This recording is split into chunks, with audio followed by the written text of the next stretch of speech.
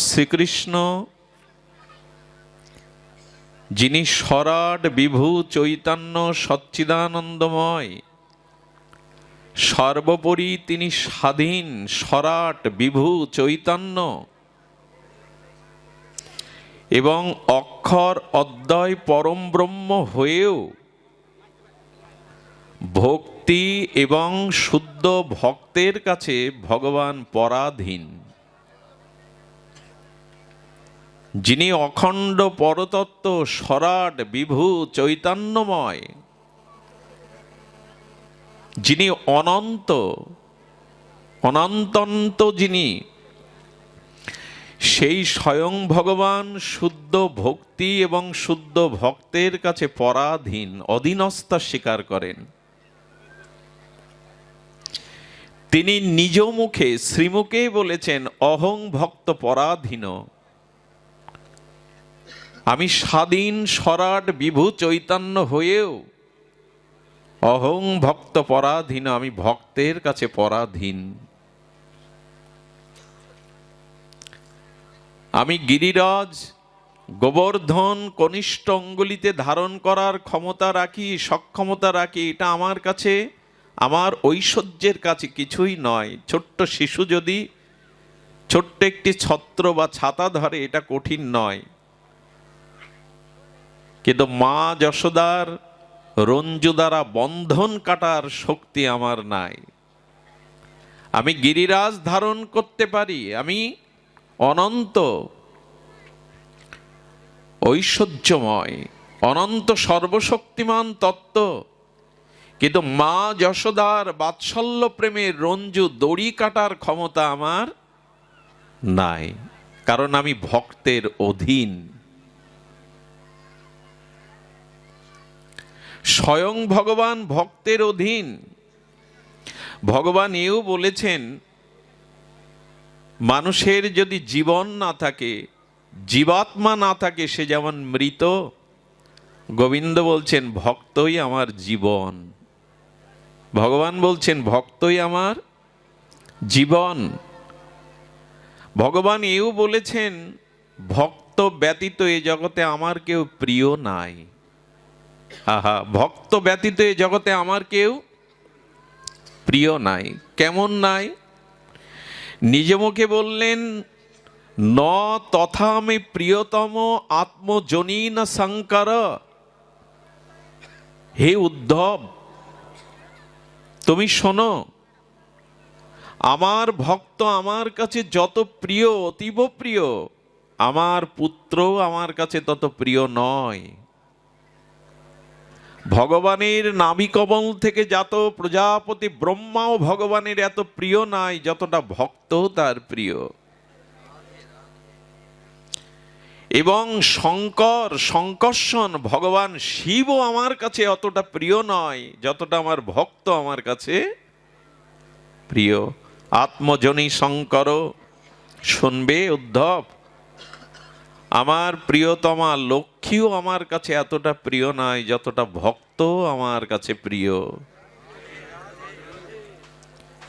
ভক্তবৎসল ভক্ত বিঘ্ন নাশকারী নৃসিংহদেব যখন তেজমূর্তিতে প্রকট হয়েছিলেন, সমগ্র পৃথিবী নৃসিংহদেবের তেজদীপ্ত অগ্নিতে যেন পৃথিবী পুড়ে ছারকার হয়ে যাওয়ার অবস্থা। দেবতারা শঙ্কিত হলেন, ব্রহ্মাদি দেবগণ এসে স্তুতি করতে লাগলেন, কিন্তু নৃসিংহদেবের সেই ক্রোধ তেজ তারা প্রশমিত করতে না পেরে কমলা দেবী লক্ষ্মীকে সামনে পাঠালেন, কিন্তু লক্ষ্মীর দিকে ফিরেই তাকাননি ভগবান।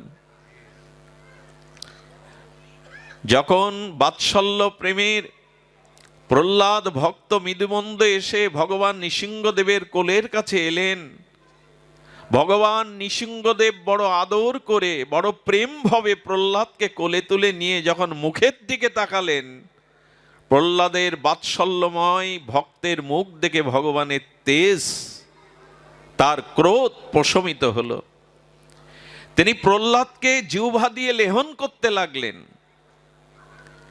নৃসিংহদেব হিরণ্যকশিপুর যে নখাগ্র দিয়ে তার উদরকে ভেদ করেছিলেন, নৃসিংহদেব কি করছেন? হিরণ্যকশিপুর নাড়িটা চুষছেন। ভগবান প্রেম ছাড়া কিছু গ্রহণ করেন না, তো কেন তিনি প্রহ্লাদ পিতা হিরণ্যকশিপুরের নাড়িটা চুষছেন? ভগবান কি বললেন জানেন? যার ঔরসে প্রহ্লাদের মতো এত ভক্তিমান ভক্তের জন্ম হয়েছে, না জানি তার নারীর মধ্যে কি প্রেম ভক্তি আছে, তাই তিনি আস্বাদন করতে শুরু করলেন। ভগবান প্রশমিত হলেন, স্নেহবৎসল ভগবান লেহন করতে লাগলেন জিহ্বা দিয়ে প্রহ্লাদের শ্রীঅঙ্গ। কতটা প্রিয়, লক্ষ্মী দেবীর সামনে তার দৃষ্টিতে আসেনি। ব্রহ্মাও তার প্রিয় নয় যতটা প্রিয় তার ভক্ত।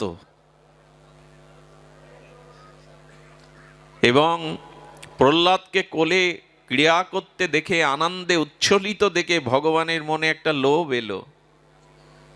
ভক্তকে দেখে, আচ্ছা কোলে ওঠায় আনন্দ বেশি না কোলে নেওয়াতে আনন্দ বেশি না কোলে ওঠাতে আনন্দ বেশি?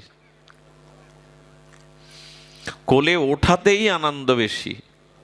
প্রহ্লাদ যখন ভগবানের করুণা ঘন নৃসিংহদেবের কোলে বসে আর হাত পা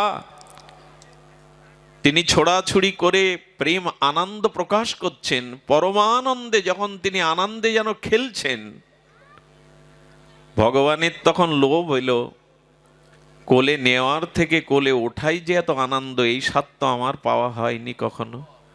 এর আগে আমি মৎস্য, কুর্ম, বরাহ, নৃসিংহ অবতারে এসছি, কিন্তু মায়ের কোল আলো করে, মায়ের স্নেহ বৎসল সন্তান হয়ে আমি তো কোলে উঠে দেখিনি যে কি আনন্দ।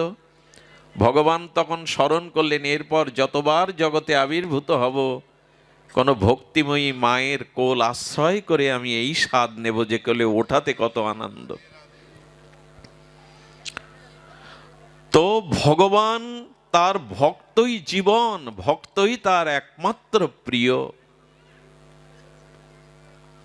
আর এই সকল ভক্তগণের মধ্যে তার অতীব প্রিয় ব্রজবাসীরা, ব্রজ সুন্দরী গোপীরা।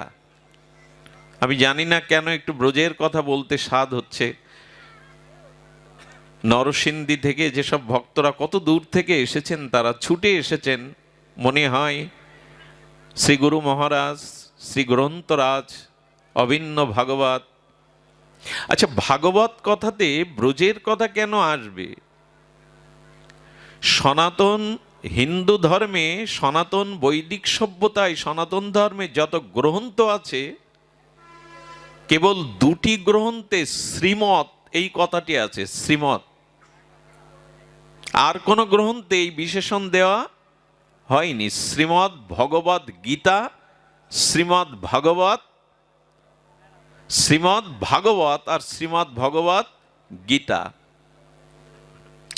অন্য কোন শাস্ত্রে দেখবেন শ্রীমৎ এই শব্দটা উল্লেখ হয়নি। শ্রীমৎ ভগবত গীতা ভগবানের মুখনিসৃত দিব্য চিন্ময় বাণী। কুরুক্ষেত্রের রণাঙ্গনে বিষাদগ্রস্ত অর্জুনকে দিয়ে জগৎবাসীকে যে দিব্য বাণী, মহাবাণী বলেছিলেন, সেটি শ্রীমৎ ভগবত গীতা। ভাগবত কাকে বলে? ভগবানের মুখনির্গলিত যে বাণী, তাহাই ভাগবত। কারণ ভগবান চতুর্শ্লোকে ব্রহ্মাকেই ভাগবত জ্ঞান প্রথমে দান করেছিলেন। ভগবানেরই মুখপদ্ম বিনিসৃত বাণী। ব্যাসদেব যখন ভাগবত লিখলেন, ভগবানের চরণে নিবেদন করলেন, আপনার অভিন্ন স্বরূপ, কলিযুগের ভাস্কর সূর্য স্বরূপ হে ভগবান, আমি ভাগবত গুরুদেবের প্রেরণায়, দেবর্ষী নারদের প্রেরণায়, আপনার কৃপা শক্তিতে এই ভাগবত রচনা করেছি। রাধারানী পাশে বসেছিলেন। রাধারানীর বদনটা অপ্রসন্ন, খুব ধ্যান দিয়ে শুনুন, অপ্রসন্ন বদন রাধারানীর। বললেন, হে করুণাময়ী, হে কৃপাময়ী, আপনার বদন কেন প্রসন্ন নয়? এই ভাগবতকে আপনাকে প্রসন্নতা দান করবে না? রাধা ঠাকুরানী বললেন, আপনার ভাগবতে আমার নামই তো নেই। ভাগবতে রাধারানীর নাম কোথাও উল্লেখ নাই।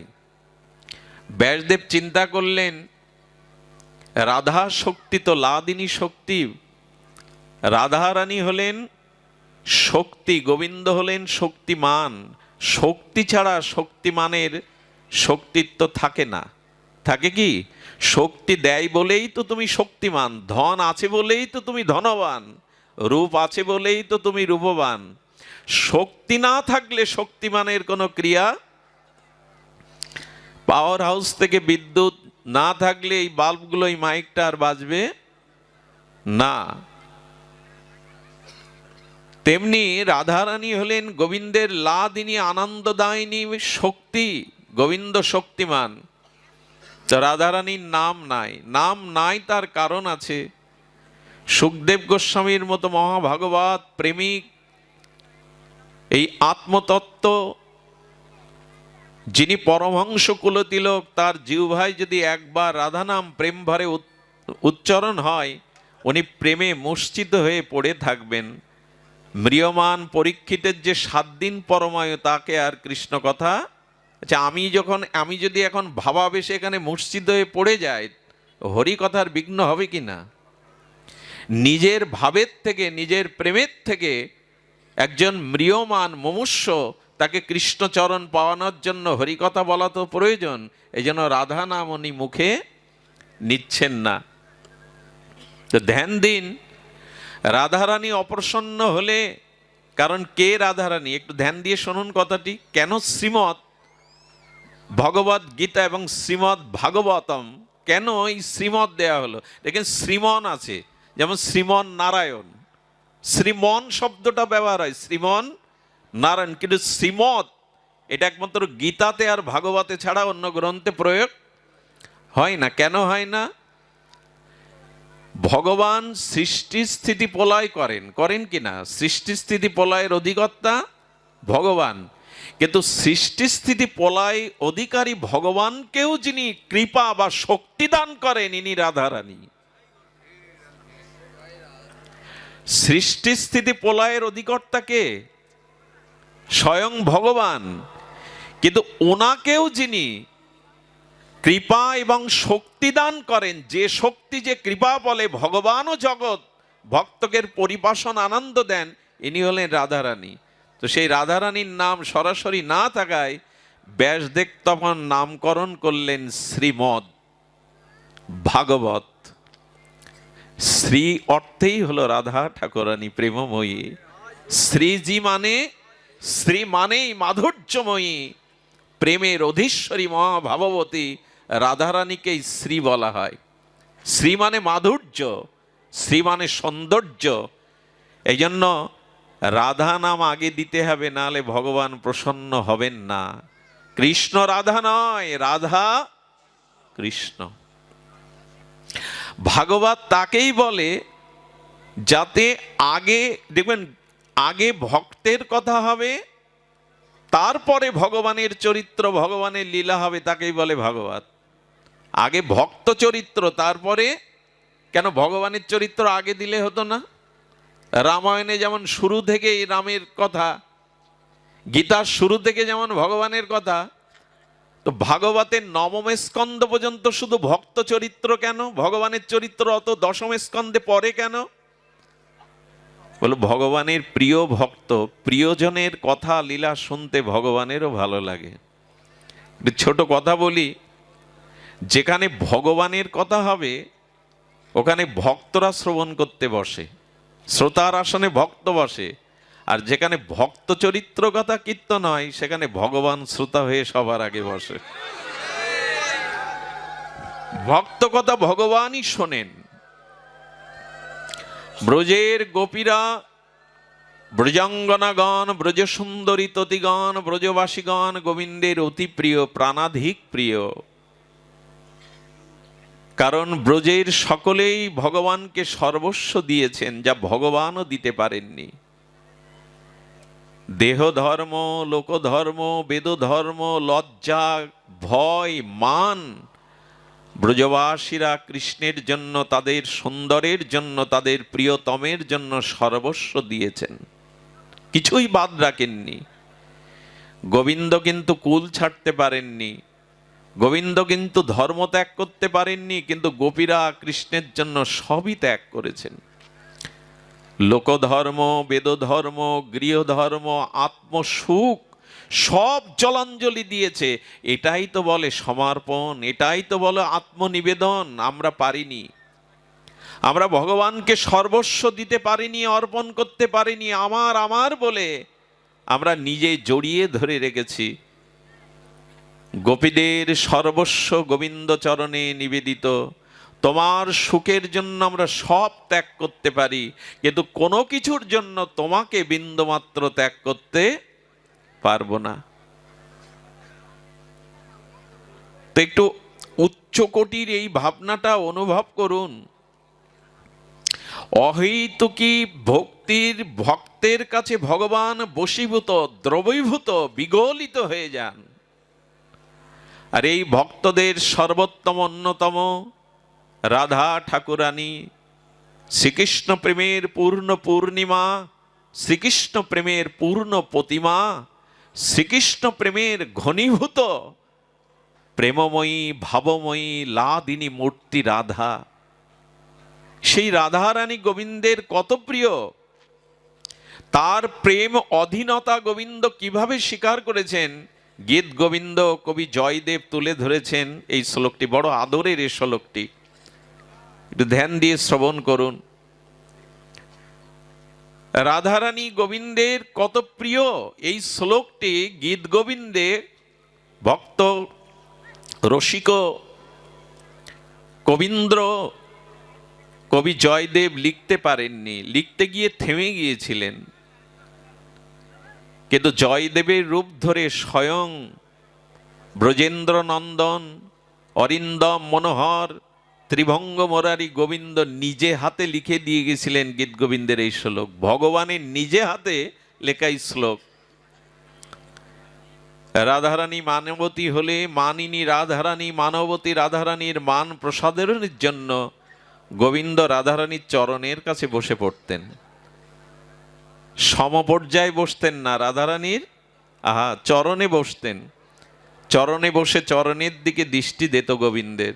প্রেমময়ী ভাবময়ীর চরণ দুখানা গোবিন্দ প্রথমে হাতে তুলে নিতেন। করপল্লবে প্রেমময়ীর চরণ দুখানা দেখতে দেখতে গোবিন্দের চোখ ঝাপসা হয়ে যেত। বিন্দু বন্ধু প্রেমশ্রু রাধারানী প্রেমময়ীর চরণে পতিত হতো। গোবিন্দ চরণ দুখানা নিয়ে হাতে নয়, মাঝে মাঝে আপন বক্ষে চেপে ধরতেন। একটি অনুরোধ করি, এখানে রাধারানীকে কোনো রক্ত মাংসের কোনো যুবতী রত্ন কল্পনা করে একথা শুনবেন না। রাধারানী কোনো যুবতী রক্ত মাংসের আমাদের মতো জড়া প্রকৃতির শরীর নয়। কৃষ্ণ প্রেমটাই রাধা, তারা দুই নয়। অগ্নি এবং তার দাহিকা শক্তি যেমন ভিন্ন করা যায় না, জল থেকে যেমন শীতলতা আলাদা করা যায় না, অগ্নি থেকে তার তাপ যেমন আলাদা করা যায় না, চিনি থেকে যেমন তার মিষ্টতা আলাদা করা যায় না, গোমাতার দুগ্ধ যেমন তার রং শ্বেতশুভ্র সাদা রঙকে আলাদা করা যায় না, তেমন গোবিন্দ থেকে রাধারানীকেও ভিন্ন ভাবা যায় না। তো সেই রাধারানীর চরণ দোকানা গোবিন্দ হৃদয়ে নিয়ে কি বলছেন কবি জয়দেব লিখতে পারেননি, গোবিন্দ নিজে হাতে গীত গোবিন্দের পাতায় লিখেছেন, তমসি মম জীবনম, হে রাধে তুমি আমার জীবন। গোবিন্দের কিন্তু কপটতা করে আমাদের মতো বানানো কথা নয়। রাধারানীর চরণ দোখানা আপন বক্ষে ধরে শ্রী গোবিন্দ বলছেন, তমসি মম জীবনম, হে রাধে তুমি আমার জীবন। ভক্ত তার কাছে কত প্রিয়। প্রেমাধীন ভক্ত বলছেন, তমসি মম ভূষণম, হে রাধে তুমি আমার ভূষণ।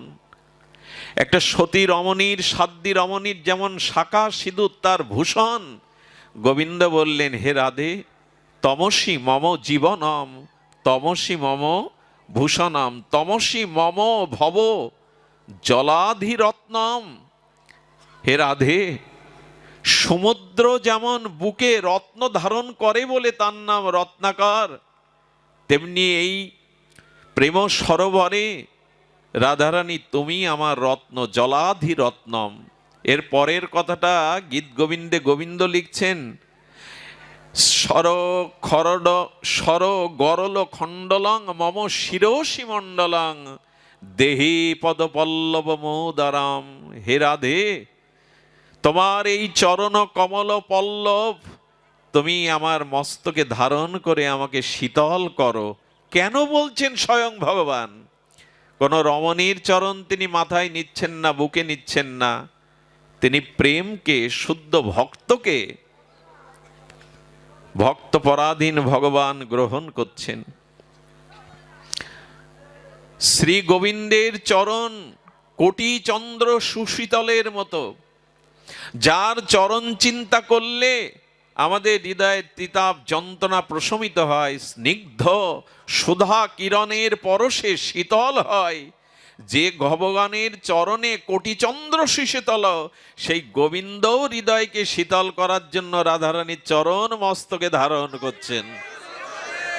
যার চরণ চিন্তায় আমাদের চিত্ত শীতল হয়, আজ তিনি রাধারানীর চরণ বক্ষে মাথায় করে নিয়ে দেহি পদপল্লব মৌদারাম, তোমার চরণ দোখানা যেন পল্লবের মতো। গোবিন্দ তার বিরহ শোক শীতল করবার জন্য রাধা চরণকে বক্ষে নিচ্ছেন, মস্তকে ধারণ করছেন। এই জন্য ভক্তই তার জীবন, ভক্তই তার সর্বস্ব, অহং ভক্ত পরাধীন। সেই ভগবানের প্রিয় ভক্তদের চরিত্র এখন আমরা শুনব। আপনাদের কাছে অনুরোধ করছি, ব্রজভাব, ব্রজের ভাব নিয়েই শুনতে হয়। ব্রজ কথা কোলাহলের মধ্যে হয় না, অন্য মনস্কতার মধ্যে হয় না, এটি ভাব রাজ্য, প্রেম রাজ্য। এই জন্য এই দেহকে এখানে রেখে মনে মনে ব্রজে চলে যেতে হবে। গোপীর আনুগত্য বিনা ঐশ্বর্য জ্ঞানে ভজিলেও নাহি পাই ব্রজে, ব্রজেন্দ্র নন্দনে। ব্রজ ভাব চাই, ব্রজের ভাবটা হৃদয়ে এনে তবে ব্রজ কথা শুনতে হবে। ব্রজ মহিমা সাধন করতে গেলে মানসে বৃন্দাবনের চিন্তা করতে হবে, মানসে ব্রজের ভাব হৃদয়ে নিতে হবে। ব্রজভাবের কথা আপনাদের কি শোধাবো, কি জানাবো, মনে পড়ছে সেই কথা। পৃথিবীতে কোনো শাস্ত্রে, কোনো গ্রন্থে লিখিত হয়নি ব্রজ অনুরাগ। এ কথা গ্রন্থে ভাষায় প্রকাশ করা যায় না। মনে আছে আপনাদের পুরানো দিনের বহুবার চর্চিত, বহুবার এই প্রসঙ্গ বলা হয়েছে। ব্রজের ভাব কেমন জানেন? আহা, এক মা গাভী মাতার জন্য কিছু ঘাস কেটে গাভীমার খাদ্যের জন্য বয়ে আনছেন। প্রখর রৌদ্র, রাজস্থানের এটি স্থান, বালিগুলো যেন অগ্নি হয়ে গেছে, পা দিলেই ফোসকা পড়ে যায়। কাঠ ফাটা প্রখর সূর্যের তেজ। এক 80 বছরের বৃন্দাবন আশ্রিত শুদ্ধ ভজনানন্দী ওই পথ দিয়ে চলেছেন বৃদ্ধ, কিন্তু পিপাসায় এই তপ্ত রৌদ্রে, তপ্ত বালুকণায় তার ওষ্ঠগত প্রাণ, একটু জল না পেলে তিনি বাঁচবেন না।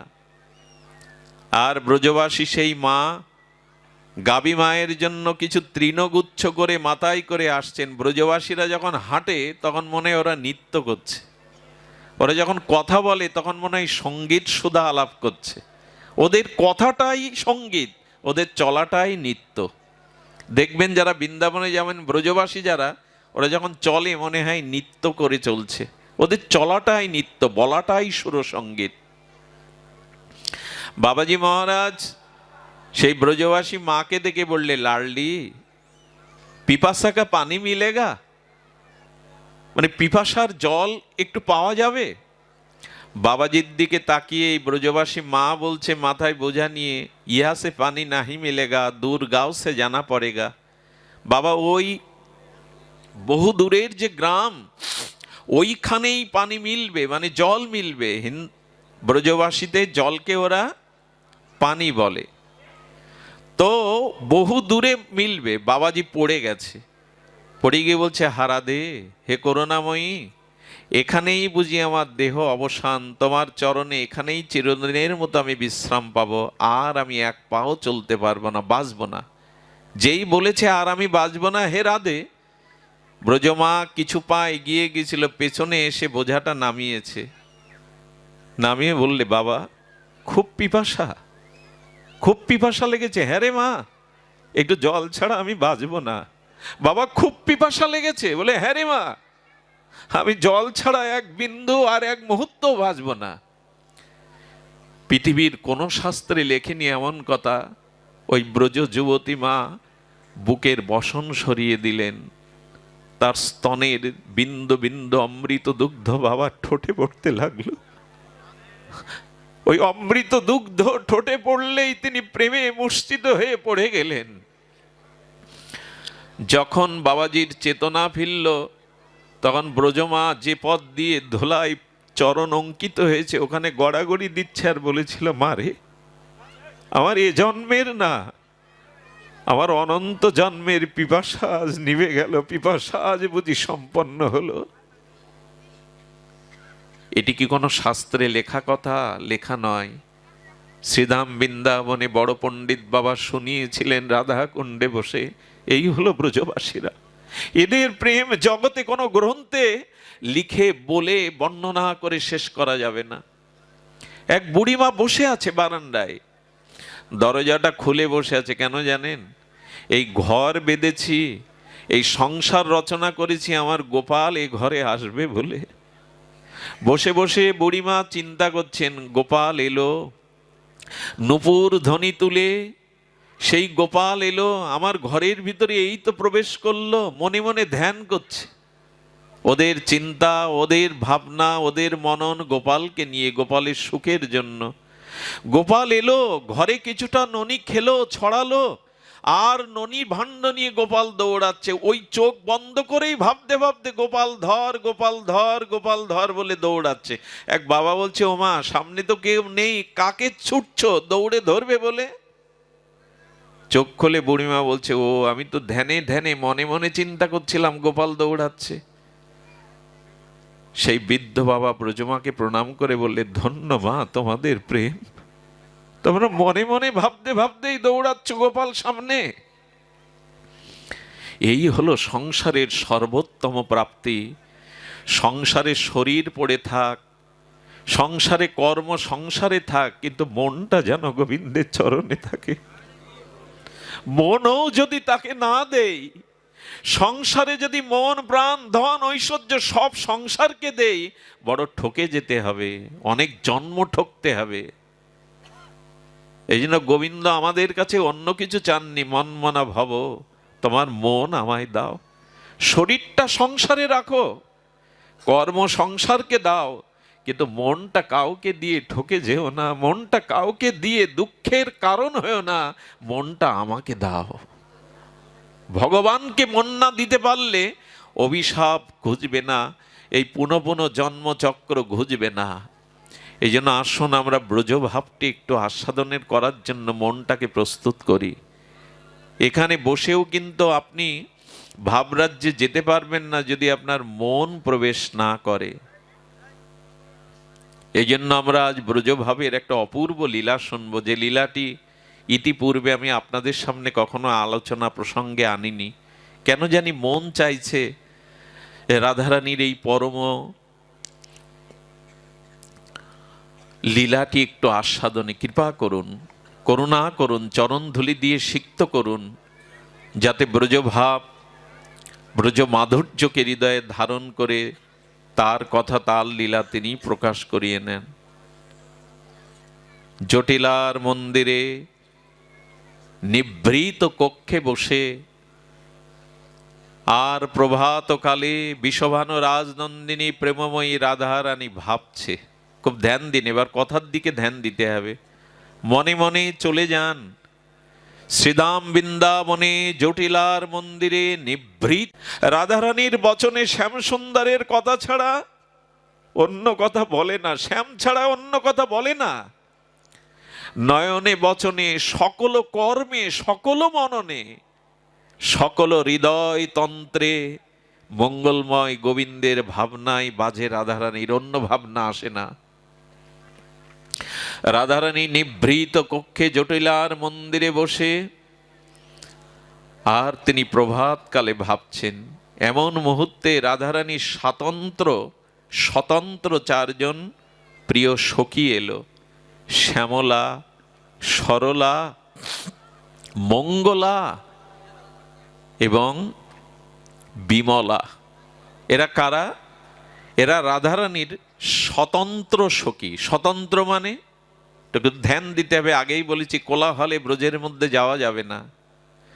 মহাপ্রভু পর্যন্ত বৃন্দাবনে যাননি একবার, কেন জানেন? যার সাথে লোক হয় লক্ষ কোটি, বৃন্দাবনে যাওয়া নহে পরিপাটি। সনাতন বলেছিল প্রভু হই হুল্লোড় করে বৃন্দাবনে যাওয়া যায় না, একা যাও, পারলে একজনকে সাথে নিয়ে ভাবের মধ্যে দিয়ে যাও।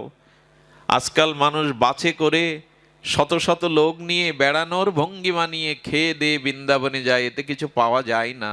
হ্যাঁ, বৃন্দাবনে গেলে একটা কৃপা হয় বটে, তবে মহাপ্রভুর নির্দেশ ওভাবে যাওয়া নাই। প্রেম নিয়ে যাও, বুকে হাহাকার নিয়ে যাও, চোখে জল নিয়ে ব্রজে যাও। ওখানে বেড়ানো চাড়ানো হই হুল্লোড় খাওয়া দাওয়ার জন্য নয়, ওখানে চোখের জল নিয়ে নাও, ব্যাকুলতা নিয়ে যাও। ব্রজের রাখাল বলে দে রে, কোথায় আমার গোপাল? যমুনা, তুমি বলতে পারো এখন কোন লীলায় কোথায় আছেন? হে বৃক্ষগণ, তোমরা তো মনি ঋষি, তোমরা বলে দাও না রাধা মাধবের কোন লীলা কোথায় হচ্ছে? এই হাহাকার চাই, তৃষ্ণা চাই। বৃন্দাবনে কখনো হোটেলে ওঠা, হোটেলে খাওয়া, জামা কাপড় কাছানো জামা কাপড় পরে ছবি তোলা, এটা বৃন্দাবন নয়, এটা প্রেমের রাজ্য। ওইখানের মহিমা হলো ধুলো মাখা, ব্রজের ধুলো মাখা। ওইখানে ধুলির বড় মহিমা, ওখানে ব্যাকুলতার মহিমা।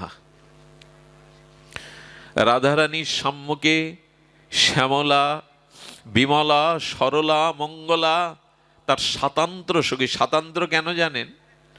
রাধা মাধব দুইজনকে ভালোবাসে সকলে, কিন্তু কৃষ্ণের থেকে অধিক ভালোবাসে যারা রাধারানীকে, এরা রাধারানীর স্বতন্ত্র সখী। যুগলকে ওরা ভালোবাসে, কিন্তু কৃষ্ণের থেকে যারা অধিক পরিমাণে রাধারানীকে ভালোবাসে, এরা রাধারানীর প্রাণ প্রিয় স্বতন্ত্র সখী। শ্যামলা, বিমলা, সরলা, মঙ্গলা এসে রাধারানীর সামনে দেখা দিয়েছে। রাধারানী ওদের দেখে প্রসন্ন বদনে বলছেন, শুদ্ধ ভক্তের দর্শন হলে আমার আজ দিন ভালো যাবে। তোরা এসেছিস, তোরা এসেছিস, আজ আমার দিন ভালো যাবে। একটা কথা বলি, প্রভাতে যদি সাধু দর্শন করেন কোন প্রকৃত বিশুদ্ধ ভগবানের প্রিয় ভক্ত, সেদিন আপনার মঙ্গল যাবেই যাবে। আজ আমার দিন ভালো যাবে, আমি হরিভক্তের দর্শন পেয়েছি। রাধারানী জগৎকে শিক্ষা দিচ্ছেন, সকালে উঠেই সাধু দর্শন। আমার তো মনে হয় রাতে যদি আপনাদের মতো ভক্ত দর্শন হয় তো রাতটাও ভালো যাবে, হরিচিন্তায় যাবে। সাধু দর্শনেই শোক দূরে যায়, তাপ জুড়ে যায়, সংসারের মলিন জঞ্জল বিষয় চিন্তা মন থেকে বিদূরত হয় সাধু দর্শন করলেই। দর্শনে পবিত্র করো এই তোমার গুণ।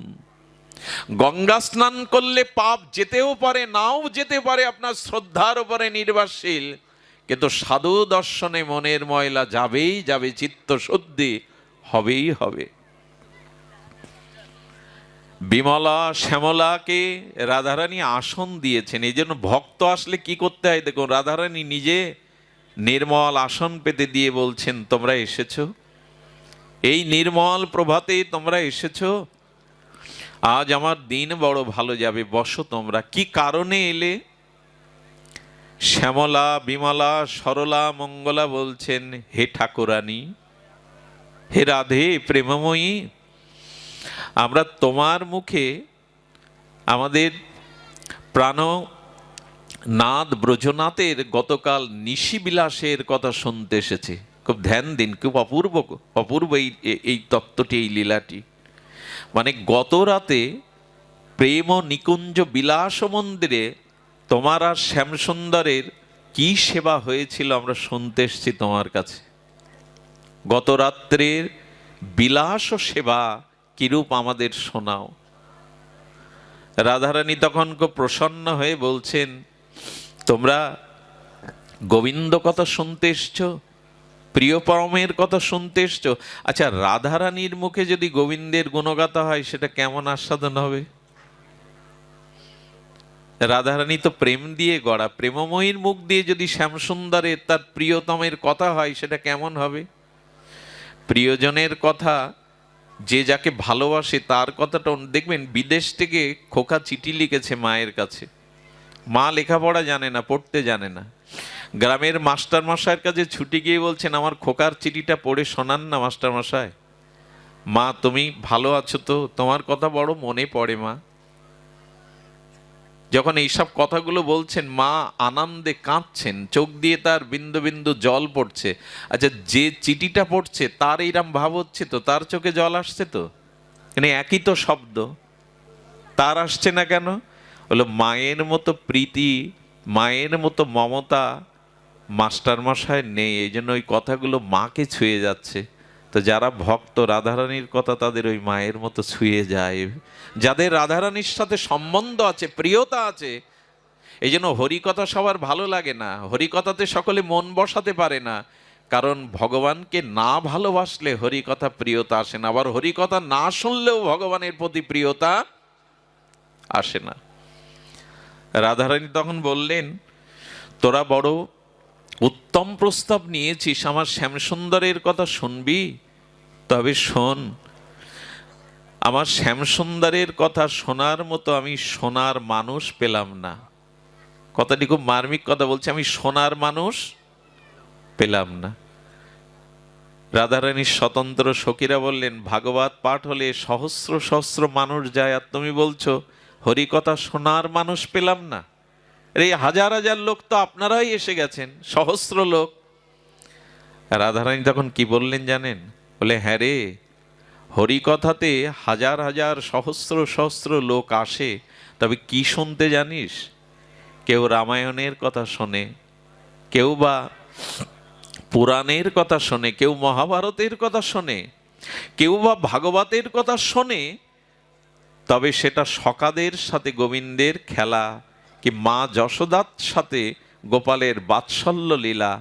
কিন্তু আমার প্রিয় পরম সুন্দর শ্যামকে হৃদয়ে প্রতিরূপে বসিয়ে সর্বস্ব অর্পণ করে আমার বধূর কথা কেউ শোনার মানুষ জগতে আমি পেলাম না। কথাটা আমি খুব দ্রুত বলে গেলাম। দেখবেন ভাগবত পাঠে হয়তো রামায়ণের কথা আসে, হয়তো মহাভারতের প্রসঙ্গ আসে, যদি বৃন্দাবনের কথাও আসে, সেটা সখাদের সাথে গোবিন্দের খেলা, তাই না, মা যশোদার সাথে তার লীলা। কিন্তু রাধারানীর মতো, গোপীদের মতো গোবিন্দকে প্রতিরূপে সর্বস্ব অর্পণ করে পরম প্রতিরূপে এই যে সখী সাথে গোপী সাথে গোপীনাথের যে অপূর্ব প্রেমময় কান্তা ভাবের লীলা কথায় সোনার মানুষ জগতে বড় বিরল। রাধারানী বললেন, এই সোনার মানুষ তোরা শুনতে এসেছিস, আমার বড় আনন্দ হচ্ছে। তবে শোন, আমার বধূয়ার কথা, আমার বধূর কথা বলতে আমার বড় ব্যাকুল, কিন্তু কাকে বলবো? সত্যি কথা, দেখবেন আজকাল ভাগবত পাঠে এই গোপী আনুগত্যে ব্রজের রাগ ভক্তির কথা খুব কম হয়, এগুলি নেওয়ার শ্রোতা জগতে খুব কম। কারণ রাধা মাধবীর কথা বলতে গেলেই আমাদের মানস মনে যুবতী যুবকের জগতের ভাবটা, প্রাকৃত ভাবটা এসে পড়ার সম্ভাবনা থাকে। এই জন্য এ কথা সবখানে বলতে নেই, কেন জানি না। আজ এখানের পরিবেশটা একটু অন্য রকম লাগছে আমার কাছে। এসব শুদ্ধ ভক্তদের মাঝে এ কথা যদি না বলি আর কোথায় বা জানাবো। এই জন্য চলুন রাধারানীর মুখে তার প্রিয়তমের গত নিশির বিলাসকুঞ্জের কথা শুনি। এ কথা শুনতে গেলে পুরুষ অভিমান ছেড়ে দিতে হবে, গোপী আনুগত্যে গোপী ভাব নিতে হবে। খুব অদ্ভুত কথা বলছেন রাধারানী। শোন তবে, প্রাণবধূর কথা শোনার মানুষ পেলাম না, তোরা এসেছিস। এরা কেন বলছি জানেন? এরা রাধারানীর অত্যন্ত প্রিয়। কেমন প্রিয় জানেন? গোবিন্দ ব্যাকুল হয়ে রাধারানীকে অন্বেষণ করছেন, কোথা রাধা, ধ্যান দিন, কোলাহল করবেন না। তো সঙ্গে সঙ্গে এক রাধারানীর প্রিয় সখী তাকে দেখে বলছে, বলো না, বলো না রাধে কোথায়, বলো না প্রেমময়ী কোথায়। গোবিন্দ ব্যাকুল হয়ে গেছে। বললেন, দেখো তুমি ব্যাকুল হয়ে না শ্যাম, আমি রাধারানীকে মিলিয়ে দেব। রাধারানীকে শৃঙ্গার করে কুঞ্জ মন্দিরে রেখে আর শ্যামসুন্দরকে হাত ধরে নিয়ে গিয়ে ওরা যুগলে বসিয়েছে। গোবিন্দ রাধারানীকে পেয়ে এতটা প্রসন্ন হয়েছেন, সঙ্গে সঙ্গে নিজের গলার মালা খুলে ওই মঞ্জুরিকে পরাতে গেছেন। মঞ্জুরি বলছে, কানাই তোমার গলার মালা আমি পরবো না। আচ্ছা, এমন হতে পারে আপনাকে যদি স্বয়ং গোবিন্দ নিজের গলার মালা খুলে দিতে যায়, আপনি বলবেন আমি নেব না? কিন্তু রাধারানীর এই স্বতন্ত্র সখী মঞ্জুরির ভাবনা দেখে বলছে, শ্যাম ও মালা আমি জীবনেও নেব না। বলি, কেন? আমি আমার গলার মালা তোমাকে দিচ্ছি, তুমি রাধারানীকে মিলিয়ে দিয়েছ। বললেন, রাধারানীর গলায় যদি প্রসাদী হয় তবেই নেব, তোমার প্রসাদী মালা আমরা ধারণ করি না। একটা কথা বলি, এরা রাধারানীর প্রতি কেন এত স্বতন্ত্র কেন জানেন? কোনো কালেই কৃষ্ণ প্রেম পাবেন না যদি রাধারানী কৃপা না করে। আরে দেবেটাকে, শ্যামকে কে মিলিয়ে দেবে? শ্যামের কৃপা কে দেবে? রাধা কৃপা না করলে শ্যাম কৃপা, গোবিন্দ কৃপা। এই জন্য তো ব্রজবাসীরা হা রাধে রাধে বলে কাঁদে কেঁদে বেড়ায়। রাধে মিলে, রাধে শ্যাম মিলা দে, রাধে তুমি মিলিয়ে দিতে পারো শ্যামকে, আর কেউ দিতে পারবে না। আচ্ছা, গোবিন্দ তাম্বুল চর্চিত করছিলেন, পান, সেই পান কিছুটা অধরামৃত সখীকে বলছেন, তুমি মিলন করিয়ে দিয়েছ রাধারানীর সাথে, এই তাম্বুল নাও। বলে, আগেই বলেছি রাধারানীর প্রসাদী ছাড়া আমরা জীবনে কিছু গ্রহণ করি না বাবা। সেই সখীদের আজ রাধারানী গত নিশির বিলাস কথা বলছেন। আমি বারবার প্রস্তুতিটা, ভূমিকাটা নিচ্ছি কেন জানেন? রক্ত মাংসের বুদ্ধি যেন আমাদের মনে না আসে, তাহলে অভিশাপ নামবে। ওইখানে রক্ত মাংসের বুদ্ধি করে একথা শুনলে হবে না। ওখানে প্রেমময়, প্রেমময়ের লীলা শুনতে হবে। রাধারানী বলছেন, শোন। রাধারানী শুরু করেছেন, ওরে কাল নিকুঞ্জ প্রেম মন্দিরে বধূ আর আমি এক শয্যায় শয়ন করেছিলাম। জানিস রে, আমার বধূ পরশমণি। রাধারানী বললেন, আমার বধূ পরশমণি। ওরে শ্যামলা, ওরে বিমলা, আমি এমন ছিলাম না, আমার এত অনুরাগ ছিল না। আমার বধূ পরশমণি, বধূর ছোঁয়াতে আমি এত অনুরাগ পেয়েছি, এত প্রেমময় অনুরাগ পেয়েছি, আমি এমন ছিলাম না। পরশ পাতরের স্পর্শে যেমন লোহা সোনা হয়, বধূর পরশে আমি অনুরাগিনী হয়েছি। ভগবানের একটু সেবা, একটু প্রেম, একটু ভক্তি আমাদের কি করে জানেন? পরশ পাতরের মতো এই অঙ্গকে সোনা করে দেয়। কেমন জানেন? পুতনার লাশটাকে খণ্ড খণ্ড করে ব্রজবাসীরা চিতা জ্বালিয়ে দিয়েছিল। সেই চিতা থেকে এক দিব্য অপার্থিব দিব্য গন্ধ সমস্ত ব্রজকে, বাতাসকে আমোদিত করছিল। ব্রজবাসীরা বলছে, পুতনা রাক্ষসী, শিশু ঘাতিনী, পাপিয়সী, তার চিতা থেকে এই দিব্য গন্ধ আসছে কেন? পূর্ণমাসী দেবী বলেছিলেন, গোবিন্দকে কালকূট বিষ স্তনে করে পুতনা হত্যা করতে যায়, আর গোবিন্দ তার ওষ্ঠ দিয়ে, অধর দিয়ে পুতনার স্তনকে একটু স্পর্শ করেছিল। তাই গোবিন্দের অধরামৃত স্পর্শে পাপিয়সী পুতনার দেহটা দিব্য সুগন্ধময় হয়ে গেছে, সেই সুগন্ধের বাতাস বইছে। রাধারানী বললেন, আমি এমন ছিলাম না রে, আমার এমন অনুরাগ ছিল না। বধূর পরশমণির পরশে আমি অনুরাগিনী হয়েছি। একটি জিনিস দেখবেন, লজ্জার রং আলাদা হয়। কারো ভিতরে অনুরাগ, ভালোবাসা জন্মালে তার মুখ লাল হয়ে যায়, যায় না? অনুরাগের একটা রং আছে, খুব প্রীতি, খুব ভালোবাসা, খুব অনুরাগ ভেতরে এলে দেখবেন মুখটা লাল হয়ে যায়। অনুরাগের একটা রং আছে। রাধারানী বললেন, বধূর পরশে আমি এমন ছিলাম না রে, এখন যেমন দেখছিস আমার অনুরাগিনী হয়ে গেছে। রাধারানী বললেন, তার পরশ এই অনুরাগের ছোঁয়া পেয়েছে, আরো শুনবি তোরা? শুনুন আপনারা প্রাণ দিয়ে। বললেন, জানিস বধূ আমাকে পালঙ্কে রাখেনি সারা রাত, বধূ আমাকে পালঙ্কে রাখেনি। কোথায় রেখেছিল জানিস? পালঙ্কে আমার কোমল অঙ্গ ব্যথা পাবে বলে বধূ সারা রাত আমাকে হৃদয়ে রেখেছিল, পালঙ্কে রাখেনি। আগেই বলেছি, একথা শুনতে গেলে বাইরের দৃষ্টি দূরে সরিয়ে দিন। রাধা কৃষ্ণকে এখানে রক্ত মাংসের কিছু ভাবলেই কিন্তু অভিশাপ নেমে আসবে, খুব সতর্ক হয়ে শুনতে হবে। রাধারানী বললেন, বধূ আমায় এত ভালোবাসে, আমাকে পালঙ্কে রাখিনি, সারা রাত আমাকে হৃদয়ে রেখেছে। হৃদয়ে রাখার জিনিস তো রাধারানী, আমরাই শুধু তাকে হৃদয়ে নিতে পারলাম না। এ হৃদয়ে আছে অনন্ত জন্মের ভোগ বাসনা, কামনা, কাম, ক্রোধ। গোবিন্দ বলছেন, প্রেমময়ীকে হৃদয়ে নাও, আর কিছু হৃদয়ে রেখো না, বাধা হয়ে দাঁড়াবে। হরি কথা কেন শুনতে হয় জানেন? অনেক জন্মের আবর্জনা জমে গেছে হৃদয়ে, এটি হরিকথা কর্ণ দিয়ে হৃদয়ে প্রবেশ করলে ধুয়ে যাবে, মুছে যাবে। এজন্য ভগবানের কথা ভক্ত সঙ্গে শুনতে হয়। এই জন্য এরা নরসিংদী থেকে চলে এসছে, কত দূর থেকে, কেন জানেন? হরিকথা শ্রবণ করলেই অনন্ত জন্মের দুর্বাসনা যাবে, কাম বাসনা চলে যাবে। এখানে দেখবেন এখন যে পরিবেশ, এখন কেউ অসৎ চিন্তা করার ক্ষমতাও রাখে না। এর মধ্যে যারা বসেছেন না, যারা খুব একটু শ্রদ্ধা, বিশ্বাস, আনুগত্য নিয়েছেন হরিকথার, এর মধ্যে কোনো বিকার আসার সম্ভাবনা কারো নাই। এই জন্য সাধুমুখে হরিকথা জীবনের অন্যতম শ্রেষ্ঠ পাওয়া।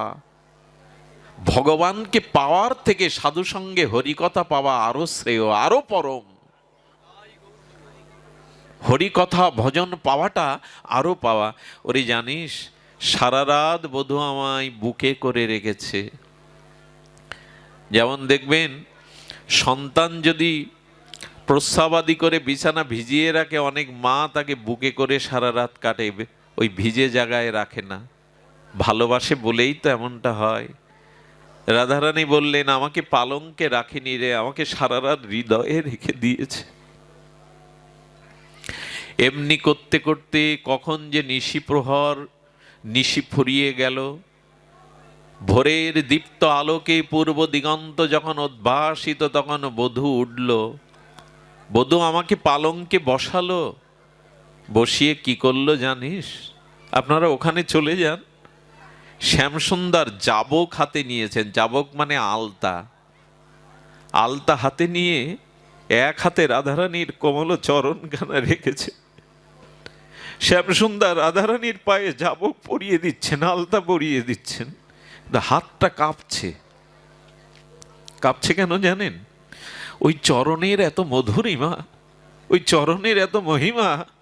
সাক্ষাৎ গোবিন্দ ঠাকুরানীর চরণ দেখে তার চোখে প্রেমের জল ঝাপসা হয়ে যাচ্ছে, গাটা কাঁপছে। আলতা ঠিক মতো পরাতে পারছে না, বারবার চোখের জল মুছে আলতা রাঙায় রাঙিয়ে দিল রাধারানীর কোমল চরণ। যদি কখনো রাধারানীর চরণটা একবার চিন্তা করতে পারেন, চিত্তে প্রেম দেখা দেবে, ভক্তি দেখা দেবে। ওই চরণে আলতা পরিয়ে দিলেন। রাধারানী তখন বললেন শ্যামলাকে, আলতা পরাতে পরাতে বধূ কি করলো জানিস? বধূ আমার চরণের ধারে তার নাম, শ্যাম নাম লিখে দিল। কেন নাম লিখছ বধূ, কেন তোমার নাম লিখছ? গোবিন্দ তখন চরণে আলতা পরিয়ে চরণ দুখানা ধরেই বলছেন, আমাকে চরণ ছাড়া করো না, আমাকে চরণে রেখে দিও হে রাধে, হে প্রেমময়ী। গোবিন্দ এ কথা আর কাউকে বলতে পারে না। আমাকে ধারে মানে কি জানেন? ধারে মানে পাশে। আমাকে তোমার চরণে রেখে দিও, চরণ ছাড়া করো না। এ খুব নিবেদনের কথা। হে প্রিয় পরম, সংসারে সব কিছু সরে যাক, যেন তোমার চরণ থেকে দূরে সরে না যায়। তোমার চরণ ছাড়া করো না রাধে, আমাকে চরণের ধারে রেখো। শ্যামসুন্দর বললেন, আজ আমি চিরদিনের মতো তোমার চরণে আমার দাসখত লিখে দিলাম, আমি তোমার দাস। মহাপ্রভু এই পদটি বলেছিলেন, গোপী ভর্ত পদ কমলায় দাসানো দাস। মহাপ্রভু বললেন, আমি ব্রাহ্মণ নই, আমি ক্ষত্রিয় নই, আমি জ্যোতি নই, সন্ন্যাসী নই, গৃহী নই, বানপ্রস্থি নই। গোপী ভর্ত পদ কমলায় দাসানো দাস। আমি শ্রী গোবিন্দের আনন্দ ঘনের চরণের যে দাস, সেই দাসীরও চরণের দাসী স্বরূপ মহাপ্রভু বলছেন। গোবিন্দ বলছেন, হে রাধে, আমি আজ দাসখত লিখে দিলাম, আমাকে দাস করে রেখো। খুব ধ্যান দিয়ে শুনুন কথাটি। রাধারানীর চোখে জল। শ্যামসুন্দর যেন বলছেন, ধারে মানে, ধার মানে ঋণ, আর ধার মানে কাছে থাকা, ধারে থাকা। বললেন, আমার নাম আর আমি তো অভিন্ন, তাই আমার নাম রূপে আমি তোমার চরণের ধারে রইলাম, আমাকে ধারে রেখে দিও, আমাকে চরণে রেখে দিও, চরণ ছাড়া করো না। এরপরে বধূ কি করলো জানিস তোরা? শ্যামলাকে, সরলাকে, বিমলাকে বলছেন, এরপরে বধূ কি করলো জানিস? এরপরে বধূ কি করলো? কত ভালোবাসে বধূ আমায়। বধূ তখন আমার চরণের ধুলি নিয়ে অঙ্গে মাখতে লাগলো। রাধারানীর চরণ রেণু গোবিন্দ নিজ অঙ্গে মাখতে লাগলো।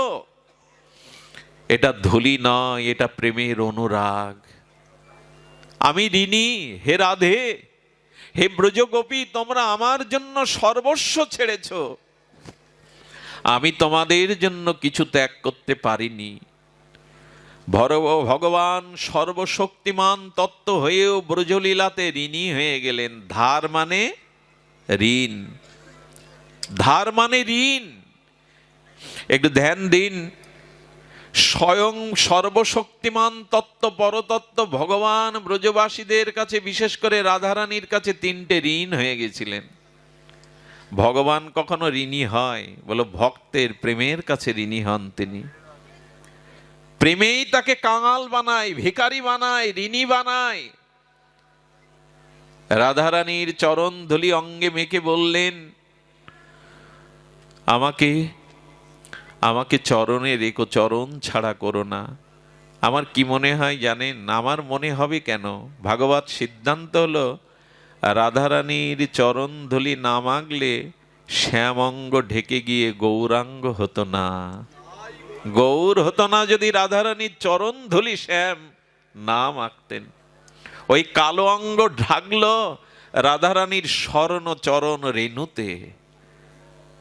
এই ধুলি কোনো সাধারণ জিনিস না। ভক্তের চরণ ধুলি ছাড়া, ভক্তের চরণ ধৌত জল ছাড়া, ভক্তভুক্ত অবশেষ ছাড়া প্রেম ভক্তি আজও কারো হয়নি, হবেও না। কিন্তু আজ মানুষ কঠিন যুক্তিবাদের মধ্যে দিয়ে, এই পাশ্চাত্য শিক্ষা সংস্কৃতি আর এই উগ্র আধুনিকতায় আজকের এই বর্তমান প্রজন্মের মানুষ সাধু পিতামাতার গুরুজনের চরণ ধুলিকেও আজ যুক্তি খাড়া করে, জীবাণু আছে। আরে এত পরিপাটি হয়ে থাকো তো জগতে তো জীবাণু বাড়ছেই। করোনা বা বিভিন্ন জীবাণু জগতে আগে এত ছিল না। যত মানুষ আর যুক্তিবাদী হয়ে যাচ্ছে, তত ভক্তি থেকে, ভাব থেকে দূরে সরে যাচ্ছে, যেন যান্ত্রিক হয়ে যাচ্ছে মানুষ, যন্ত্র। আরে শ্রীগুরু বৈষ্ণবের ভক্তের শুদ্ধ চরণ ধুলি ছাড়া, চরণ জল ছাড়া ভক্তি হতে পারে না। এর মধ্যেই ভক্তি নিহিত আছে। বিশ্বাস অন্যতম জিনিস, ভাব রাজ্যটা অন্য রাজ্য। সবকিছু যুক্তি দিয়ে মাপতে যাবেন না, সবকিছু যুক্তি দিয়ে হয় না। মা বলে দেয়, খোকা এই তোর পিতা, এই তোর বাবা, এখানে যুক্তি খাটাতে যাবেন না, পরীক্ষা নিতে যাবেন না, ওই মায়ের কথাই বিশ্বাস করতে হবে, এই তোমার পিতা। সব জায়গায় যুক্তি খাটে না। আজ আমরা বড় যুক্তিবাদী হয়ে গেছি।